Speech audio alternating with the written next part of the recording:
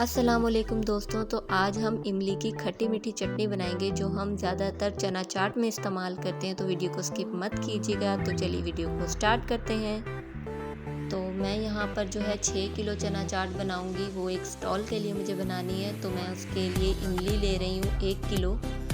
इसे मैंने पानी में डिप कर दिया है अच्छे तरीके से, और जो फ्लेम है वो ऑन है।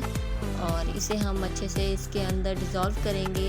1 चम्मच इसके अंदर हम नमक ऐड करेंगे, और आधा किलो मैंने यहाँ पर चीनी ली है जो मैं इस 1 किलो इमली के अंदर ऐड कर रही हूँ।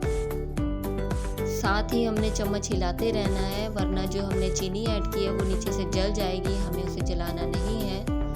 तो हम चम्मच को इसी तरह मुसलसल चलाते रहेंगे। 5 मिनट के बाद हम इसके अंदर शामिल करेंगे लाल मिर्च। 1 चम्मच हम इसके अंदर लाल मिर्च का ऐड करेंगे।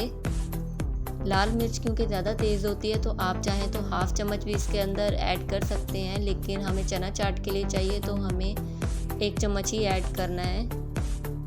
अब आप इसे 2 मिनट के लिए चम्मच को चलाएं और इसे हल्की आंच पर पकने दें। ये खुद ही गाढ़ी हो जाएगी, आपने और कुछ नहीं करना। बस आपने थोड़ी थोड़ी देर बाद जाकर चेक करना है कि ये जो इमली है ये नीचे से जल ना जाए, और ये इसका गाढ़ापन जो है वो जितना आपको रिक्वायर्ड आप उतना रख सकते हैं।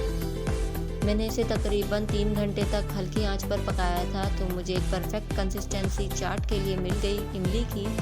तो इसी तरह से मेरी जो इमली है वो बनकर तैयार हो गई। अल्लाह हाफिज़।